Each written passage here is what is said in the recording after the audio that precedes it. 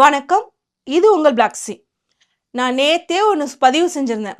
அதாவது படிக்காத மக்கு மாணவன் கிளாஸில் வந்து அந்த பீரியடை ஓச்சு எடுக்கணும்னு முடிவு பண்ணியிருந்தாலோ, இல்லை அன்னைக்கு கிளாஸ் ரூமில் கிளாஸ் எடுக்க டீச்சர் வந்து ப்ரிப்பேர் பண்ணாமல் வந்திருந்தாலோ, அந்த கிளாஸை எப்படி ஓச்சு எடுப்பாங்களோ அப்படி தான் தாவேக்காக்காரங்க ஓச்சு எடுத்துட்டு இருக்காங்கன்னு சொன்னேன் நேற்று. நீங்கள் எத்தனை பேர் கேட்டீங்கன்னு தெரில.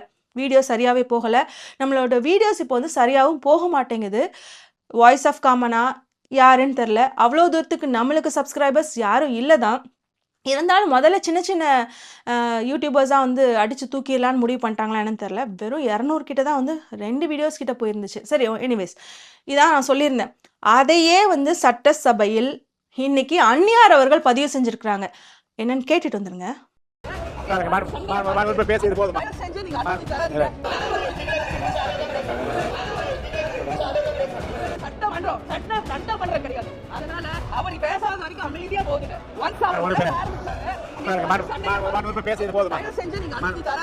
கேட்டிங்களா? அந்நியார் என்ன குறிப்பிட்டு சொல்றாங்க அப்படின்னா, நாங்க நிறைய நைட்டும் பகலும் உட்கார்ந்து ப்ரிப்பேர் பண்ணிட்டு வரோம். ஆனால் எங்களை ஒன்று கூட நீங்கள் பேச விட மாட்டேங்கிறீங்க. ஆதவ் தேவையில்லாமல் ஏஞ்சி கண்டதாக பேசுகிறாரு.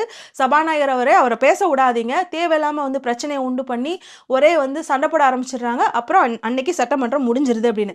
அதை தான் நான் சிம்பிளாக உங்களுக்கு எல்லாத்துக்கும் புரிகிற மாதிரி, ப்ரிப்பேர் பண்ணாத டீச்சர் வந்திருந்தாலோ இல்லாட்டினா படிக்காமல் மாணவன் அன்னைக்கு வந்து கிளாஸ் ரூம் வந்திருந்தாலோ எப்படி ஓச்சு எடுப்பானோ அப்படி தான் ஓச்சு எடுத்துட்டு இருக்காங்க. இப்படி ஒவ்வொரு சட்டமன்ற டேயும் ஓச்சு எடுத்துட்டேன்னா 1 மாதம் போயிடும், அப்புறம் 2 மாதம் போயிடும், அப்படியே 5 வருஷத்தையும் தள்ளிடலாம் அப்படிங்கிறதா இவங்க பிளான்னு வச்சுக்கோங்களேன். அந்நியார் சிறப்பாக சொல்லிட்டாங்க.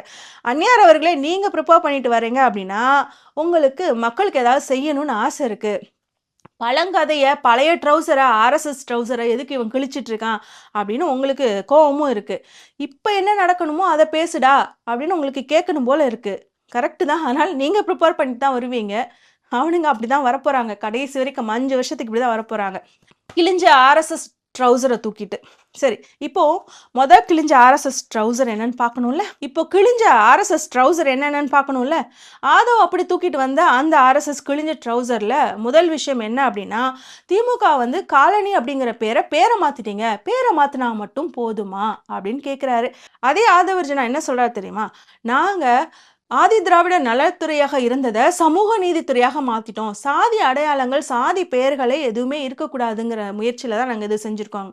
ரெண்டையும் கேட்கும்போது அரக்கிருக்குத்தனமாக இருக்குல்ல, லூசுத்தனமாக இருக்குல்ல, கிணத்தனமாக இருக்குல்ல, பேத்தனமாக இருக்குல்ல. கரெக்டு தான். ஆதி திராவிடர் நலத்துறை ஆதி திராவிடர் நலத்துறையாக தான் இருக்கணும். ஆனால் காலனி அப்படிங்கிற பெயர் மாற்றப்படணும் அப்படின்னு பகுத்தறிவு அப்படின்னு ஒன்று இருந்தால் அவங்க இந்த கேள்வி வைக்க மாட்டாங்க. இல்லை பெரியாரையும் அம்பேத்கரையும் கொள்கை தலைவரை உண்மையாக தான் வச்சுருந்தாங்க அப்படின்னா இந்த கேள்வியை கேட்க மாட்டாங்க. ஆனால் ஆர்எஸ்எஸோடைய ட்ரௌசரான கிழிஞ்ச ட்ரௌசரை போட்டிருக்கவனுங்க இதை கேட்க தான் செய்வாங்க. ஏன் காலனி அப்படிங்கிற அதை பெயர் மாற்றம் செய்யணும், ஏன் ஆதி திராவிட நலத்துறை அப்படிங்கிறத பெயர் மாற்றம் செய்யக்கூடாது அப்படிங்கிறத பார்க்கலாம். ஒரு பையன் வரான்னு வச்சுக்கோங்களேன். எங்கேருந்து இப்போ வர, உன் வீடு எங்கே இருக்குன்னா காலனிக்குள்ளே இருக்குது, சேரிக்குள்ளே இருக்குது அப்படின்னு அவன் சொன்னான்னு வச்சுக்கோங்களேன். அவர் பட்டியலத்தை சார்ந்த ஒரு பையன், இல்லை தலித் சமூகத்தை சார்ந்த ஒரு பையன் அப்படின்னு தெரிஞ்சிடும். இல்லை முக்கியமாக ரொம்ப அந்த ஊர் பகுதியிலே இருக்கவங்க அவங்க என்ன சாதியை சார்ந்தவங்கன்னு தெரிஞ்சிடும். அதாவது ஒரு பொது இடத்துல, ஊரை தாண்டி ஒரு பொது இடத்துல ஒரு சாதிய அடக்குமுறைக்கு உள்ளாக்கப்படலாம். ஃபார் எக்ஸாம்பிள் இப்போ மார்ச் மாதம் வந்து ஒரு லாக்அப் டெத் நடந்தது இல்லையா? அதில் ஒரு மாணவர் இறந்து போனார்ல. ஒரு பையன், ஒரு மாணவர் கிடையாது, ஒரு பையன், யங்ஸ்டர். அவர் என்னன்னா அவர் வந்து இன்னொரு குற்றத்திற்காக கம்ப்ளைண்ட் பண்ண போனவர் தான். ஆனால் அவரை தான் அடித்து கொண்டிருக்காங்க. அதுலேயும் மிக முக்கியமாக இப்போ ஒரு நியூஸ் வந்தது என்னென்னா, அவர் வந்து இந்த சமூகத்தை சார்ந்தவர் என்ன தெரிஞ்சதுக்கப்புறம் தான் இன்னும் போட்டு மிதித்து கொண்டிருக்காங்க. அப்போது இந்த மாதிரி ஒரு அடையாளம் இருந்தால் அந்த மாணவர்களுக்கோ அந்த இளைஞர்களுக்கோ வந்து பாதுகாப்பு இருக்காது. அதனால் அது மட்டும் இல்லாமல் ஊரும் சரியும் சேரணும் அப்படிங்கிற ஆசை. அப்போ ஏன் ஜாதி சர்டிஃபிகேட்டை யாரும் கழுத்தில் தொங்க போட்டுட்டு போகல. ஆக்சுவலாக பார்த்தீங்க அப்படின்னா இந்த தாவேக்க அரசில் இவர் வந்து ஒரு ஸ்டேட்மெண்ட் கொடுக்குறாரு. அதிமுகலேருந்து வந்தார் நம்மளுடைய அமைச்சர். அவர் வந்து ஒரு ஸ்டேட்மெண்ட் கொடுக்குறாரு, இன்னுமே ஐடி கார்டில் வந்து சாதியோட பேருமே இன்க்ளூட் பண்ணுவோம் அப்படின்னு சொல்லிட்டு. இவ்வளோதான் இவங்களோட சமூக நீதி. அதுக்கப்புறம் எல்லாரும் அடித்து துவைச்சதில் இல்லை நான் அதை சொன்னேன், இல்லை அவர் தெரியாமல் அப்படி சொல்லிட்டாரு, இல்லை இப்படி சொல்லிட்டாரு அப்படின்னு மாற்றி விட்டுட்டாங்கன்னு வச்சுக்கோங்களேன். சாதி சர்டிஃபிகேட் என்பது அந்த மாணவருக்கோ இல்லைன்னா அந்த பெற்றோர்களுக்கும் அங்கே உள்ள ஆஃபீஸ் ரூமில் இருக்கிற ஆஃபீஸில் வேலை செய்கிற நபர்களுக்கு மட்டுமே கம்யூனிகேஷனில் இருக்கக்கூடிய ஒரு விஷயம். வாதியாரங்களுக்கு கூட போகாது, அவங்க போய் ஆஃபீஸ் ரூமில் பார்த்தா தான் உண்டு.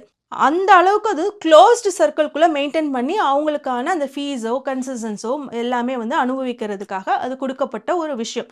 அதில் எந்த பிரச்சனையும் கிடையாது, எந்த சிக்கலும் கிடையாது, யாருக்கும் சாதி தெரிய போகிறதில்ல. ஆனால் காலனிலேருந்து வரேன், ஸ்டேரியிலேருந்து வரேன் அப்படின்னு ஒரு மாணவர் சொன்னார் அப்படின்னா சாதி முதற்கொண்டு தெரிஞ்சிடும். அதனால தான் அந்த பேரை மாற்றணும் அப்படிங்கிறது அடிப்படை ஆரம்பம். ஆனால் இவங்க என்ன சொல்கிறாங்கன்னா, ஆதி திராவிட நலத்துறை அதில் சாதி இருக்குது, சாதியம் இருக்குது, சாதி அடையாளங்கள் இருக்குது, அதனால் அதை நாங்கள் சமூக நீதித்துறையாக மாற்றணும் அப்படிங்கிறாங்க. அவனுங்களே காலனிக்கு ஏன் காலனின்னு பேர் வைக்கல அப்படின்னு கேட்குறானுங்க. சரி, இப்போ இந்த ஆதி திராவிட நலத்துறை ஏன் ஆதி திராவிட நலத்துறையாகவே இருக்கணும்னு நம்ம சொல்கிறோம் அப்படின்னா, இந்த திராவிடம் அப்படிங்கிறது எதை எதிர்த்து வந்த சொல்? அதாவது ஆரியத்தை எதிர்த்து வந்த சொல். ஆரியம் எதிலிருந்து, ஆரியத்திலேருந்து எது உருவாகுது? ஆர்எஸ்எஸ் உருவாகுது, ஆர்எஸ்எஸ்லேருந்து பிஜேபி உருவாகுது. இப்போது ஆரியத்துக்கும் திராவிடத்துக்கும் தான் போகிறேன். அப்படி இருக்கும்போது இந்த திராவிடம் அப்படிங்கிற சொல்லாடல் ஆர்எஸ்எஸ்க்கு பிடிக்காது. அவனுங்களுடைய கண்ணே இந்த ஆதி திராவிட துறையில் தான் இருந்துச்சு. இதை எப்படியாவது ஒழிச்சு கட்டணும்னு நினச்சிட்டு இருந்தாங்க. கணக்க விஜய் வந்து அவங்களுக்கு ஏத்தாப்புல வந்து உட்கார்ந்தாரா, TVK is equal to BJP, அதனால் அதை வந்து சமூக நீதித்துறையாக மாற்றிட்டாங்க. சரி, சமூக நீதித்துறைன்னு தானே மாற்றிருக்காங்க, நல்லா தானே இருக்குன்னு நம்மளோட இடதுசாரிகள், நம்மளுடைய அண்ணன் வன்னியரசு அவர்கள்லாம் பேசலாம். ஆனால் என்ன சிக்கல் வரும் தெரியுமா?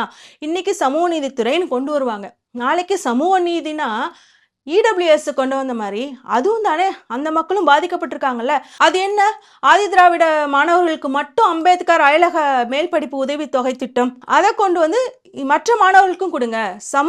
சமூக நீதி அப்படிங்கிறது பொருளாதாரத்திலிருந்தும் ஆரம்பிக்கலாமே அப்படின்னு சொல்லிட்டு அதை வாங்கி கொடுப்பாங்க.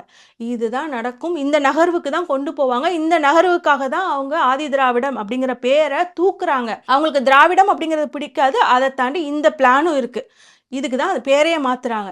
அது புரியாம இங்க வந்து அது ஆதவர்ஜினாக்கு புரியும், என்ன புரியாத மக்களுக்காகவும் இல்லை புரியாதது போல் அவங்களுக்கு முட்டு கொடுத்துட்டு இருக்காங்கல்ல கூட்டணிக்கு போனவங்க, அவங்களுக்காகவும் சொல்லப்பட வேண்டிய ஒரு முக்கியமான தகவல் அது. இப்போ அந்நியார் சொன்னாங்க இல்லையா, ஆதவர்ஜினா பேசி பேசி பிரச்சனையை கொண்டு வந்துடுறாரு, நாங்கள் பேசணும்னு நினைக்க வேண்டிய பிரச்சனைகளை பேச முடியல, முக்கியமான சிக்கல்கள் முக்கியமான கோரிக்கைகளை கேட்க முடியல, டிஸ்கஸ் பண்ண முடியலன்னு.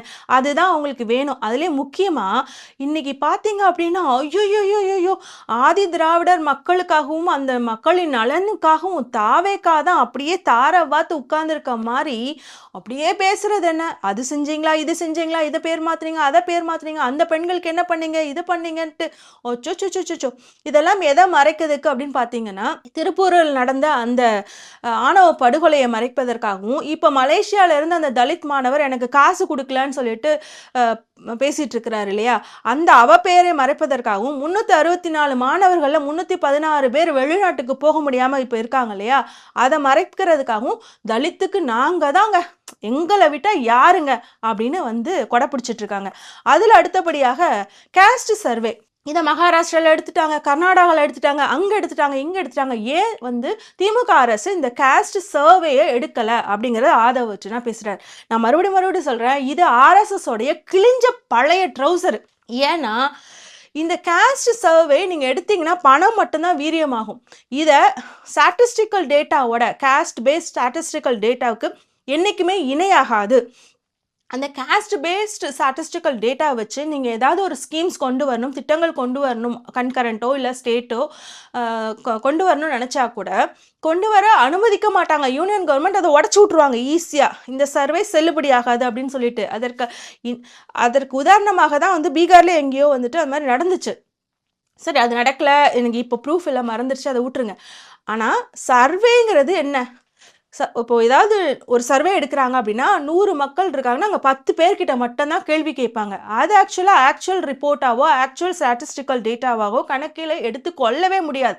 அப்படி இருக்கும்போது நாளைக்கு ஈஸியாக ஒன்றியம் வந்து கோர்ட்டுக்கு போனால் கூட, சேலஞ்ச் பண்ணால் கூட, நீங்கள் செலவு பண்ண பணம் எல்லாமே வீண் தான், இந்த டேட்டா வந்து ஒன்றுமே இல்லைன்னு சொல்லி அறிவிச்சுட்டு போயிடுவாங்க. லூசுத்தனமாக அவங்க எடுத்தாங்க, அதை வச்சு என்ன கிழிச்சாங்க, அதான் நாங்கள் பார்க்கணும். இப்போ அவங்க எடுத்தா அவங்க குப்பையில் போய் காசை போகிறான், இல்லைன்னா ஓடுற தண்ணியில் போய் காசை போகிறான்னா நீயும் போடுவியா? இப்போது நம்ம இந்த இடத்துல ஒரு முக்கியமான ஒரு கேள்வியை எழுப்பணும்.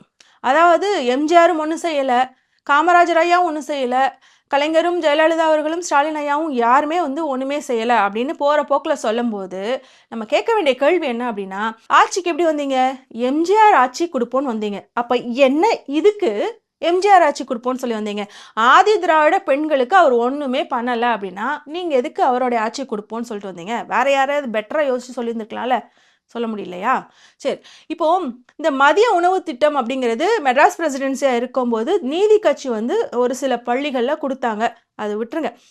தாண்டி அதுக்கு அடுத்து வந்து தமிழ்நாடு முழுக்க வந்து மதிய உணவு திட்டம் கொண்டு வந்தது காமராசர். ஆனால் அதில் எக்ஸ்ட்ரா ஒரு முட்டையை ஆட் பண்ணிட்டு எம்ஜிஆர் அவர்கள் வந்து அதை சத்துணவுன்னு பேர் மாற்றினாரு. இப்போ எம்ஜிஆர் பேரில் தான் அது ஓடிட்டுருக்கு. அதற்கு மறுபடியும் காமராஜர் பேரை கொடுக்காம காலை உணவு திட்டத்தை ஸ்டாலின் ஐயா கொண்டு வந்தாரு அப்படிங்கிற ஒரே காரணத்துக்காக அந்த பேரை மாத்துறானுங்க. காமராஜர் ஐயா பேரை கொண்டு போய் வைக்கிறாங்க. நீ மாற்றணும்னு முடிவு பண்ணா இல்லை காமராஜர் ஐயா அவர்கள் தான் மதிய உணவு திட்டம் கொண்டு வந்தாரு, அவர் பேர் எங்கே காணும் அப்படின்னு நினச்ச அப்படின்னா அந்த மதிய உணவு திட்டத்தில் போய் தானே பேரை மாற்றிருக்கணும். புதுசாக யோசித்து இம்ப்ளிமெண்ட் பண்ண ஸ்டாலின் ஐயாவுடைய திட்டத்தோட பேரையா மாற்றணும்? அவ்வளோ இன்ஃபியாரிட்டி, பயம், ஈகோ. அப்புறம் இந்த பழைய கிழிஞ்ச ஆர்எஸ்எஸ் ட்ரௌசர் வைக்கிற குற்றச்சாட்டு என்ன அப்படின்னா, தமிழ்நாடு தான் தலித்துக்கு எதிரான குற்றத்தில் கிரைம் ரேட்டில் முதலிடத்தில் இருக்கு அப்படின்னு. இதை நம்ம என்சிஆர்பி டேட்டாவை நிறைய ஸ்க்ரீன்ஷாட் எடுத்து நிறைய பல வீடியோக்களை பேசிட்டோம். முக்கியமாக எங்கெல்லாம் எப்போல்லாம் வந்து தலித்துக்கு எதிரான குற்றங்கள் ஆணவ படுகொலைகள்லாம் நடக்கும்போது நம்ம பேசியிருக்கோம். அதுலேயுமே நான் குறிப்பிட்டு சொல்லியிருப்பேன், உத்தரப்பிரதேசத்தில் வந்து கிட்டத்தட்ட 71,000 தலித்துக்கு எதிரான குற்றங்கள் நடந்திருக்கு அப்படின்னு பதிவாயிருக்கு. அவங்க வந்து நம்மளை விட 3 மடங்கு பாப்புலேஷன்லாம் அதிகம். நம்மளோட குற்றங்கள் அந்த கடந்த 5 வருஷத்தில் எவ்வளோ தெரியுமா? 8110 தான்.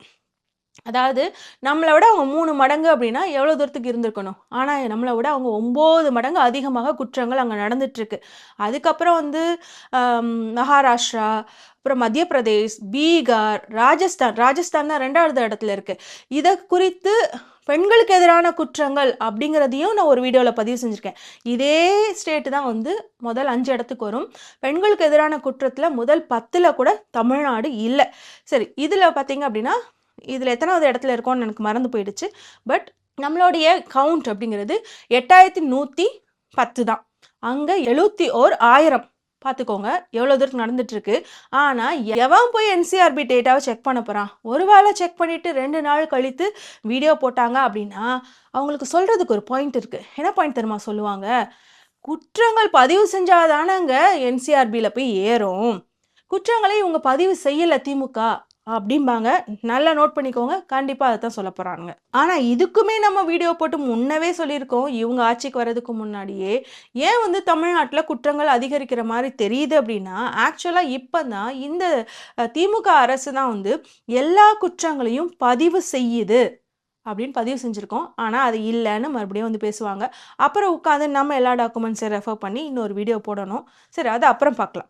அதுக்கப்புறம் என்ன பேசியிருக்கிறாரு அப்படின்னா, அந்த பழைய ட்ரௌசர், கிழிஞ்ச ட்ரௌசர், ஆர்எஸ்எஸ் ஒரு சமூக இயக்கம் அப்படின்னு கலைஞர் ஐயா சொன்னார் தானே அப்படின்னு பேசியிருக்காங்க. நான் சொல்லலை, 1992 அன்னைக்கு காலையில் 6 மணிக்கு என் பொண்டாட்டி காஃபி கொண்டுட்டு வர மாதிரி இதைத்தான் இவங்க 5 வருஷத்துக்கு பேச போகிறாங்க. சரி, இப்போது கலைஞர் ஐயா சொன்னாரா இல்லையான்னு நிறையா வாட்டி நம்ம எல்லாம் பேசியாச்சு எல்லாரும். இருந்தாலும் குயிக்காக நான் சொல்லிடுறேன். அதாவது பத்திரிகையாளர் சந்திப்பில் பத்திரிகையாளர் ஒருத்தர் இதை கேள்வியாக வைக்கிறாரு. திராவிட கழகத்தை போன்றே தானே ஆர்எஸ்எஸும் ஒரு சமூக இயக்கம், சமூகம் சார்ந்து வந்து வேலை செய்யக்கூடிய இயக்கம். அப்படி இருக்கும்போது அந்த இயக்கத்தில் பயணிக்கக்கூடியவர்கள் ஏன் வந்து அரசு துறை வேலைகளில் இருக்கக்கூடாதுன்னு நீங்கள் சொல்கிறீங்க அப்படிங்கிறார். அதுக்கு கலைஞர் வந்து ஆமாம் இல்லை அப்படிலாம் சொல்லலை. அவர் என்ன சொல்கிறாருன்னா, நேரடியாக ஆர்எஸ்எஸ் வந்து அரசியலில் ஈடுபடுவதால், ஏன் அப்படி சொல்கிறாரு அரசியலில் ஈடுபடுவதால்னு, ஆர்எஸ்எஸோடைய கிளை அமைப்பாக கிளை கட்சியாக இயங்கக்கூடிய பாஜக அரசியல் நேரடியாக அரசியலில் இருக்குது. அதனால தான் ஆர்எஸ்எஸ்ஸில் இயங்கக்கூடியவர்களை நான் அரசு துறையில் வேலையில் நியமிக்கக்கூடாதுன்னு சொல்கிறேன் அப்படின்னு அவர் பதிவு செய்கிறார். இங்கே அவங்க கேள்வி கேட்டதை கலைஞர் அவர்கள் சொன்னார் அப்படின்னு கொண்டு வந்து நிப்பாட்டியாச்சு. இப்படி ஆர்எஸ்எஸ் வைக்கக்கூடிய இல்லை ஆர்எஸ்எஸ் வந்து அரசியல் பண்ணுவதற்காகவே திரும்ப கொண்டுட்டு வர பழைய கிழிந்த ஆர்எஸ்எஸ் ட்ரௌசரை இன்னைக்கு முழுக்க வந்து போட்டுட்டு திரிஞ்சிருக்கிறாரு நம்மளுடைய ஆதவர்ஜுனா.